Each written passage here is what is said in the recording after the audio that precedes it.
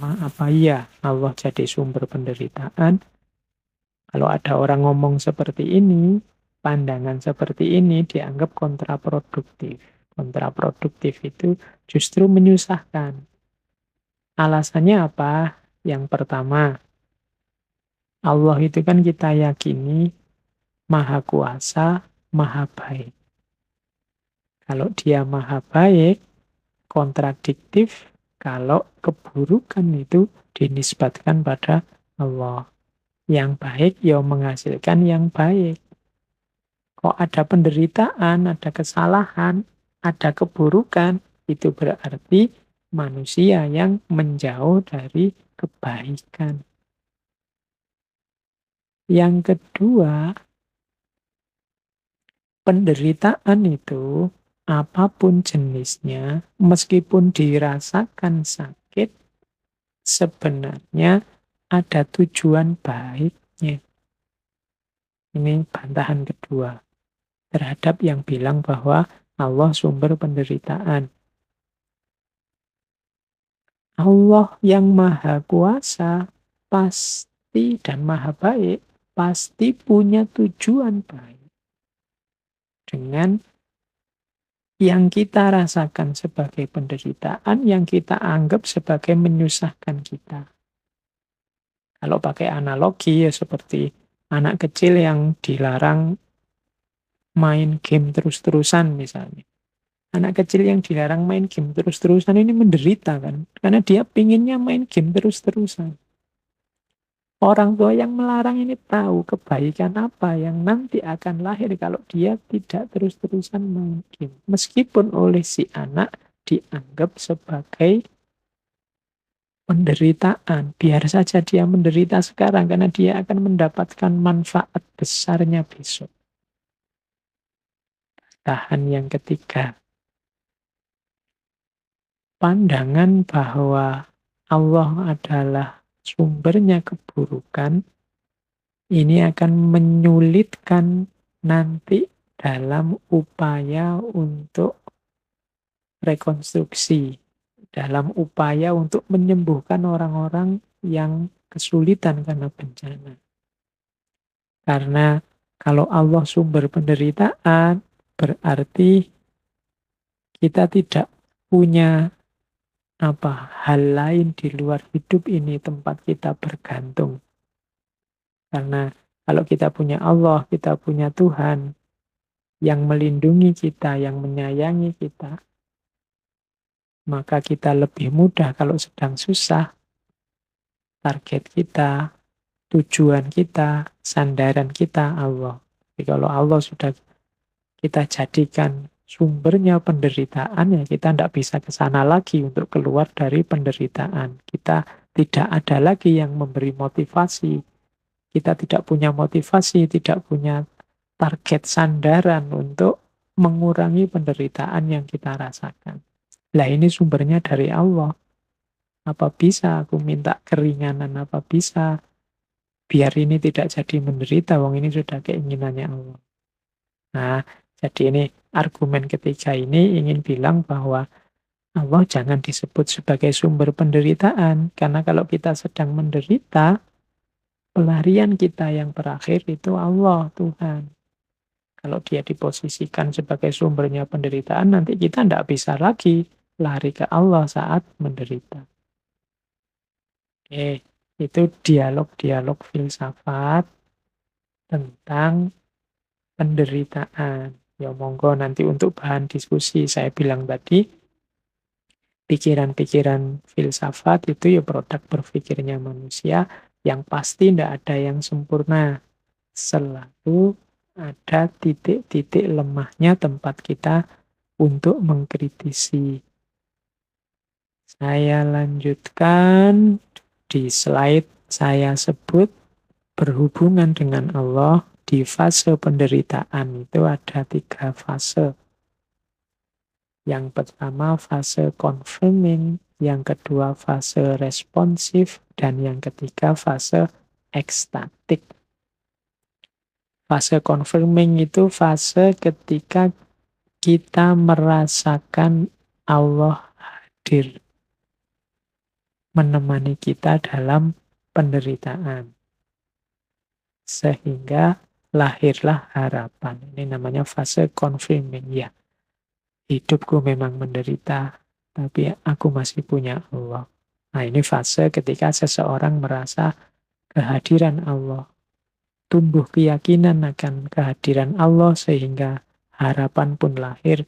Sehingga kita tidak putus asa menghadapi bencana, menghadapi musibah, menghadapi penderitaan.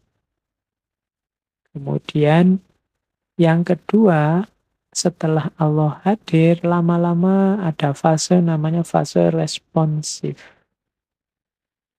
Fase responsif itu ternyata Allah tidak cuma hadir dalam penderitaanku, tapi Allah selalu ada, selalu menemani, selalu memperhatikan aku dan mengabulkan doa-doaku. Ini namanya fase responsif. Nah, lama-lama kalau responsifnya sudah jalan, akan ada fase ketiga, fase ekstatik. Kalau ini sudah fase intim, karena sudah bersama Allah sedemikian lama, meskipun dalam penderitaan, lama-lama ada attachment, ada keterikatan, ada kelekatan dengan Allah. Di situ muncul rasa cinta kepada Allah, karena kedekatan kita yang senantiasa dengan Allah. Fase ekstatik ini nanti membawa kita sampai pada titik, sudahlah, penderitaan juga tidak apa-apa, asal Allah masih bersamaku. Asal Allah tidak marah padaku, asal Allah masih sayang padaku. Ini sudah fase ekstatik. Kalau di fase kedua tadi kita masih merasa disusahkan oleh penderitaan meskipun kita bahagia karena Allah mengabulkan keinginan kita untuk bebas dari penderitaan. Di fase pertama kita sadari kehadiran Allah, tapi di fase ketiga ini penderitaan sudah tidak penting lagi. Yang penting hanya Allah. Ini fase ekstatik. Seperti ketika Kanjeng Nabi setelah mengalami penderitaan yang luar biasa, ditinggal wafat paman beliau, istri tercinta, kemudian dakwah ke Taif dilempari batu berdarah-darah. Tapi Kanjeng Nabi sudah melampaui fase ekstatik, sehingga bagi Kanjeng Nabi yang keluar dari mulut beliau adalah in lam takun wadiban alayya fala ubali. Kalau asal engkau tidak marah padaku ya Allah, tidak masalah. Aku menderita, tidak apa-apa. Hidupku sengsara, tidak apa-apa. Asal engkau ridho, asal engkau tidak marah padaku ya Allah. Itu fase ekstatik. Ketika Allah lebih penting daripada hidup kita, daripada penderitaan yang kita alami. Tidak masalah penderitaan, tidak masalah hidup kita susah, asal Allah ridho. Nah, ini orang yang sudah nyampe pada fase ekstatik. Jadi di titik ini, penderitaan berarti akan membawa kita ke dalam hadirnya Allah, keakraban kita dengan Allah, dan bahkan kemelekatan kita dengan Allah. Ini menurut saya hikmah yang paling luar biasa, anugerah yang paling besar yang bisa kita raih dari hidup yang berciri penderitaan ini. Kita pernah membahas tentang Buddhisme. Dalam Buddhisme, penderitaan ini kan hakikat hidup. Jadi hidup ini hakikatnya menderita. Ini selaras dengan pengalamannya Siddhartha Gautama. Kalau dalam Buddhisme, penderitaan ini dikenal sebagai dukkha.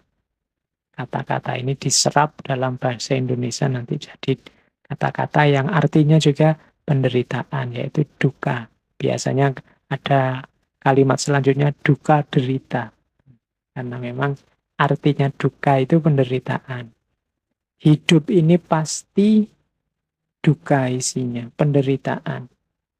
Penderitaan itu bisa penderitaan yang biasa, dukkha, misalnya sakit fisik, nah itu dukkha. Sariawan, sakit gigi, sakit perut, nah itu duka, penderitaan biasa. Ada penderitaan karena perubahan. Kalau dalam Buddhisme istilahnya viparinama duka. Misalnya menderita karena putus cinta, menderita karena terpaksa harus hidup dengan orang yang kita benci, menderita karena ditinggal orang yang kita sayangi, dan seterusnya. Ini kan terjadi perubahan. Itu sakit. Jadi karena apa? Karena situasi baru itu kan menyakitkan. Kemarin bersama, berdua, sekarang sendiri, itu kan menyakitkan. Kemarin tidak punya teman sekacau ini, sekarang punya teman sekacau ini. Akhirnya tiap hari makan hati. Ya, itu kan karena perubahan, itu juga duka. Kemarin tinggal di sana, hawanya panas sekali, orangnya marah-marah terus. Sudah terbiasa terhanyut ikutan marah-marah. Sekarang ganti situasi, isinya bukan orang marah-marah lagi, tapi orang pendiam semua. Wah, itu kan menderita. Jadi penderitaan karena perubahan. Intinya tidak tercapainya keinginan. Sehingga kita sedih, sehingga kita merasa gundah, dan seterusnya. Itu namanya viparinama duka.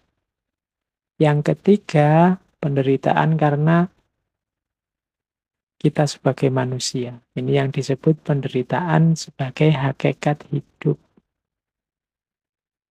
Bahwa sebagai manusia kita ini lahir dengan karakter manusia yang lemah, banyak keterbatasan, tidak berdaya, nantinya tua dan juga mati. Ini kalau cerita tentang keterbatasan manusia, kelemahan manusia berhubungan dengan Buddhisme, ini saya ingat dulu saya zaman kuliah suka sekali baca cerita-cerita dari tradisi cerita-cerita Cina yang banyak serialnya itu. Yang saya ingat ada serial yang judulnya Golok Pembunuh Naga. Itu tokohnya Zhang Wuji. Saya masih ingat itu, Tio Buki. Dia ini ketua aliran, namanya aliran Ming. Ini hubungannya sama penderitaan. Jadi aliran Ming ini kalau pakai istilah Tiongkok namanya Ming Jiao. Ming Jiao itu agama cahaya. Ini aliran ini untuk orang-orang Tionghoa yang menganut agama. Dulu agama ini disebut sesuai nama pendirinya, yaitu Mani, dari Persia. Sehingga agama ini dikenal dengan nama Manikaisme. Meskipun ketika masuk Tiongkok nanti terpengaruh oleh Buddhisme dan Zoroastrianisme, Zoroaster dan Buddhisme. Nah, yang saya ingat dari novel ini cerita Golok Pembunuh Naga ini yang ngarang namanya Jin Yung. Ada satu syair yang bagus dari aliran agama cahaya Ming Jiao ini, yang saya ingat sampai sekarang, yang kalimatnya begini kurang lebih maksudnya. Hidup apa senangnya, mati apa susahnya. Kasihan manusia di dunia, selalu hidup menderita. Itu, kalimat ini menurut saya menarik. Ini ada bau Buddhismenya. Jadi, apa sih kesenangan hidup ini sampai kita mati-matian berusaha untuk meraihnya? Hidup apa senangnya? Mati apa susahnya? Apa sih susahnya mati ini sehingga begitu takutnya kita dengan kematian? Kasihan manusia di dunia selalu hidup menderita. Kasihan sekali orang-orang itu ya, hidupnya jadinya susah terus. Tidak ada senangnya. Kenapa? Harusnya dunia ini senang, akhirnya tidak senang karena begitu terobsesi mengejar-ngejar kesenangan dunia. Padahal sebesar apa sih kesenangan dunia itu? Kita juga begitu takut, begitu parno dengan kematian. Padahal apa iya sih kematian itu begitu negatifnya, begitu menyusahkannya. Nah, ini saya dapatnya dari novel, tapi menarik untuk menggambarkan bagaimana agama Manikaenisme ini menganggap bahwa sudahlah hidup jangan terlalu diambil serius. Hidup itu menyenangkan tapi juga tidak sebegitunya. Mati itu menyedihkan tapi juga tidak sebegitunya. Yang susah kalau orang terlalu memberati hidup, terlalu takut dengan kematian, akhirnya selalu hidup menderita. Nah, jadi kembali ke Buddhisme tadi, salah satu agama yang menganggap hakikat hidup intinya adalah duka atau penderitaan adalah Buddhisme. Sebabnya apa? Penderitaan itu ada dua, tanha sama avijja.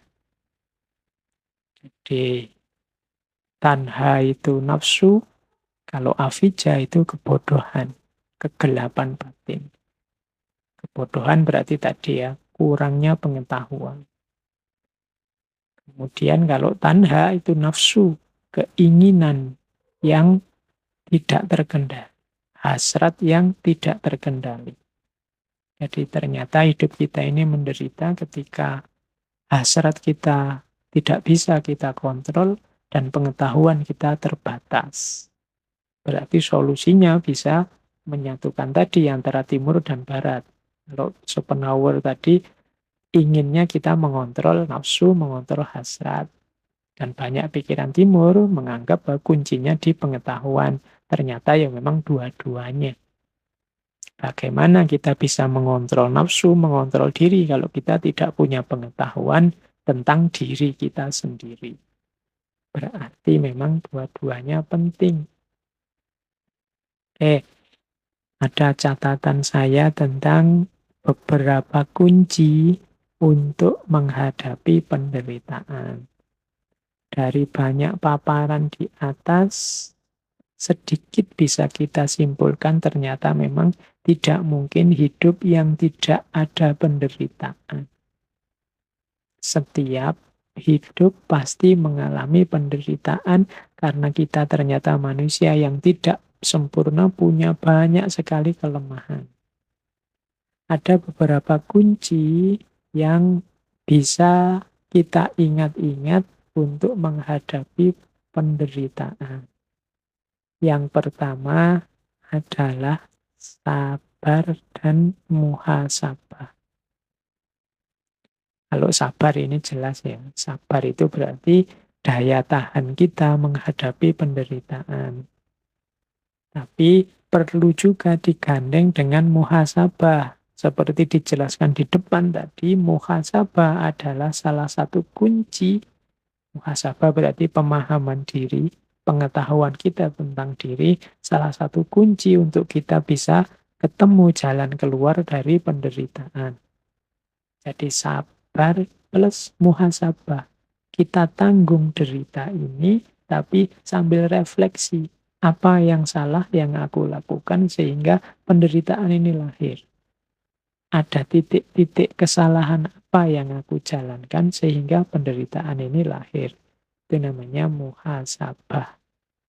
Setelah diawali dengan sabar.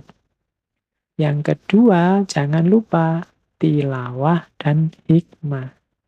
Tilawah itu maksudnya membaca, memahami. Terus kita pahami apa yang terjadi dengan segala variabel unsur yang mempengaruhinya. Setelah kita paham, barulah kita rumuskan hikmahnya. Merumuskan hikmah itu berarti mengambil manfaat dari yang terjadi. Meskipun bentuknya penderitaan. Jadi kita baca, kemudian kita ambil hikmahnya. Tilawah dan hikmah. Kemudian kalau sudah tilawah dan hikmah, lakukan yang ketiga.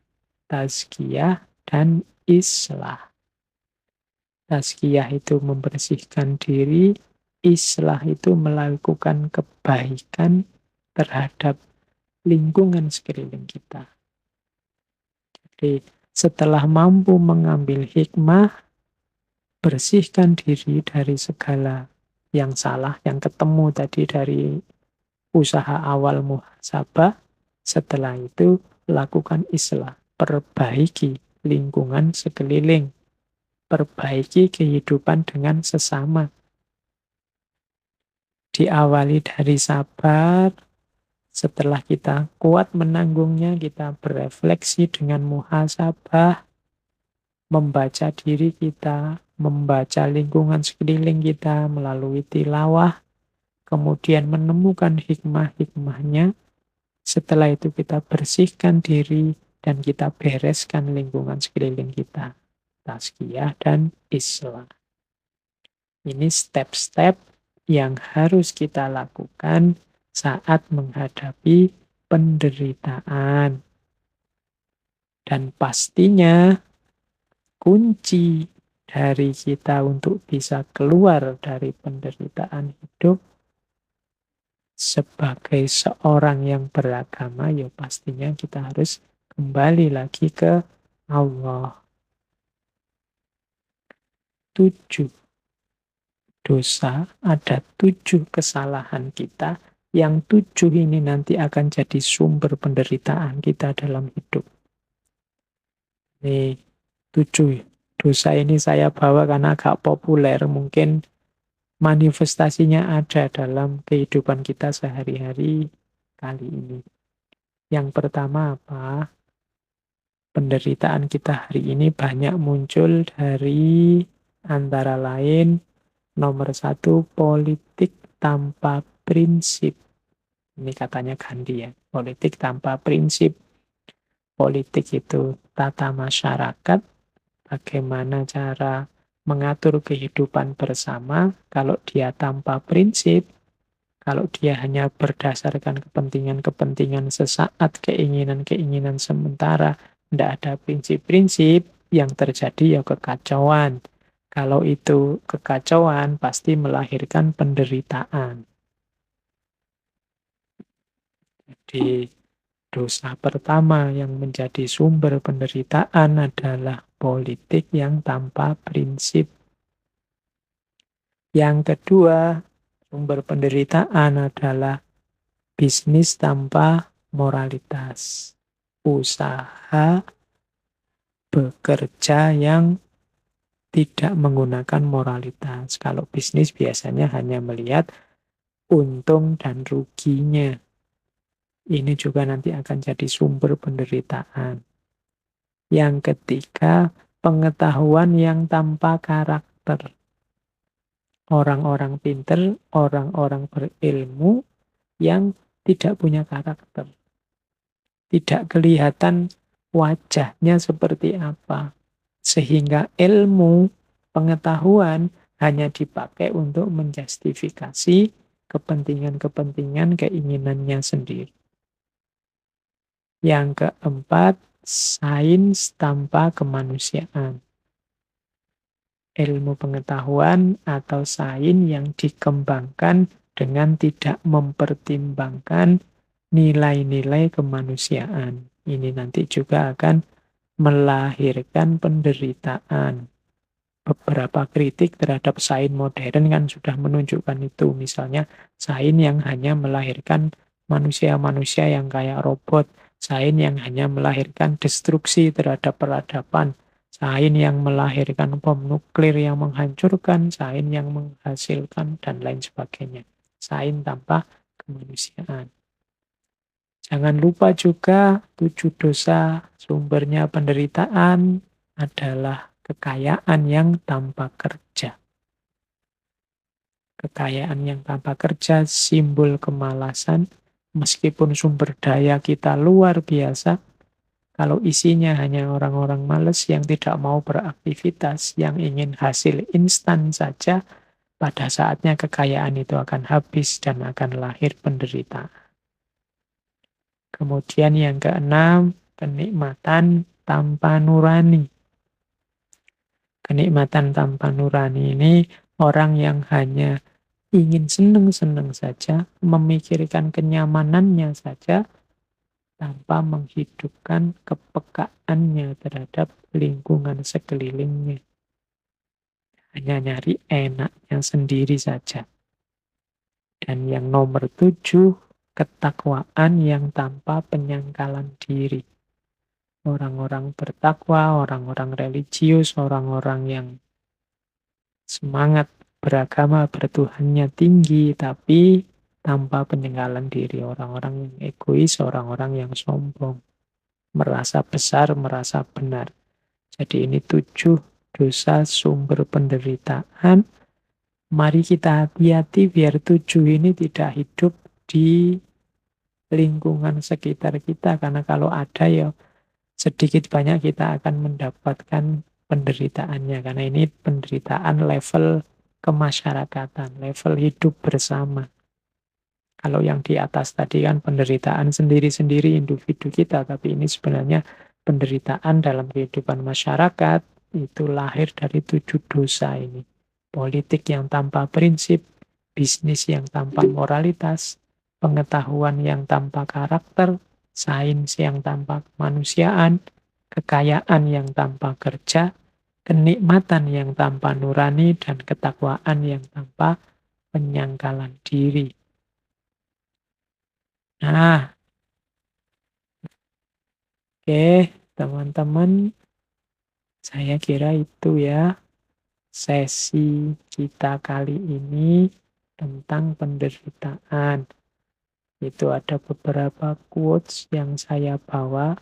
Cuma ini mungkin quotes ini dibaca terpisah-pisah dari narasi sebelumnya karena ini mungkin konteksnya harus pas. Misalnya quote dari Timothy Leary. Dia bilang, all suffering is caused by being in the wrong place.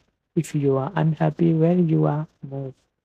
Semua penderitaan itu berasal dari ketika kita di tempat yang salah. Maka saat engkau tidak bahagia di tempatmu, ya bergeraklah, move on lah. Nah itu maksudnya. Jadi ya penderitaan itu berarti kita salah ruang, salah waktu, salah posisi, salah porsi, salah situasi. Untuk mengatasinya apa? Move on. Jadi pindahlah, bergeraklah. Jangan di situ terus, ganti situasi. Karena engkau sedang salah situasi. Ya gunakan quote ini sesuai ruang dan waktunya. Karena kadang-kadang memang yang membuat kita menderita itu kita salah posisi, salah porsi, salah menempatkan diri, dan seterusnya. Berarti jalan keluarnya ya move on, pindahlah, jangan di situ. Atau jangan begitu lagi, jangan melakukan itu lagi, dan seterusnya. Ada juga ini dari seorang novelis, filosof eksistensialis yang punya quote tentang penderitaan. Pain and suffering are always inevitable for a large intelligence and a deep heart. The really great man must, I think, have great sadness on earth. Fyodor Dostoyevsky. Katanya Dostoyevsky, rasa sakit dan penderitaan itu selalu tidak terhindarkan bagi orang-orang yang akalnya besar dan hatinya dalam. Orang-orang besar menurutku pasti mengalami kesedihan yang juga besar, penderitaan yang juga besar. Katanya Dostoyevsky, tidak perlu galau dengan besarnya penderitaan yang engkau alami, karena biasanya semakin besar penderitaan menunjukkan semakin bernilai, semakin berharga, semakin besar orangnya. Orang-orang besar itu perjuangannya lebih keras, penderitaannya juga lebih besar. Menurutku, katanya Dostoyevsky, great man must, I think, have great sadness. Semakin besar penderitaan menunjukkan semakin tinggi, semakin besar orangnya. Itu menurut Dostoyevsky. Jadi kita tidak perlu galau. Kalau kok porsi penderitaan hidupku lebih besar. Jangan-jangan memang kita ada bakat jadi orang besar atau mau jadi orang besar. Great man must, I think, have great sadness on earth. Nah, quote ini bisa dipakai untuk membesarkan hati kita. Terus ada juga quotes, part of our human suffering is caused by our unwillingness to change along with the change around us. Don't fight change, embrace it. Sebagian dari penderitaan kita itu disebabkan oleh ketidakmauan kita untuk berubah bersama dengan lingkungan sekeliling kita yang sudah berubah. Jangan melawan perubahan, rangkullah perubahan, peluklah perubahan. Quotes ini ingin bilang, ayo kita refleksi, kadang-kadang penderitaan itu lahir karena kita yang tidak mau berubah. Sementara lingkungan sekeliling kita sudah berubah. Akhirnya kita terasing dalam hidup kita dan merasakan penderitaan. Maka jangan melawan perubahan, tapi peluklah perubahan itu. Tuh, quotes ini mengajarkan kita untuk jangan-jangan perubahan itu karena kekerasan hati kita, kekakuan kita untuk tidak mau berubah. Padahal lingkungan sekeliling kita sudah berubah. Terakhir, ini dari Aristoteles. Suffering becomes beautiful when anyone bears great calamities with cheerfulness, not through insensibility, but through greatness of mind. Penderitaan itu menjadi indah saat seseorang menanggungnya dengan banyak keceriaan. Bukan melalui insensibility, bukan berarti tidak peka, tapi dengan pikiran yang luas. Jadi penderitaan, kalau dari penjelasan di depan tadi, sifatnya pasti kita alami, sifatnya niscaya. Tidak mungkin orang tidak mengalami kesusahan atau penderitaan. Maka kita nikmati saja penderitaan itu, kita gembira dalam penderitaan itu. Bukan berarti kita tidak peka dengan penderitaan itu, tapi pikiran kita sudah luas. Pikiran kita sudah paham tentang hakikat penderitaan. Jadi sudah tidak terlalu lagi tersiksa dalam penderitaan. Kita bisa menerimanya dengan gembira. Bears great calamities with cheerfulness. Bukan berarti kita tidak peka, sudah tidak merasa lagi meskipun tersiksa, ya tersiksa tapi tetap gembira, tetap ceria. Kenapa? Karena pikiran kita sudah luas, wawasan kita sudah menjangkau, sudah paham apa itu penderitaan, sehingga tidak terlalu digelisahkan lagi. Oke teman-teman, saya kira itu ya, sudah agak terlalu panjang lebar saya ngomong tentang penderitaan. Ini semacam konklusi, juga beberapa pancingan-pancingan untuk diskusi, juga beberapa perspektif-perspektif yang saya gabung dalam sesi musibah yang kita bahas bulan ini, tepat di bulan pertama setelah libur lama di era bencana COVID-19. Semoga sesi di bulan ini memberi kita banyak kesadaran tentang fenomena yang kita pandang sebagai musibah. Baik itu berupa rasa sakit maupun baik yang berupa penderitaan.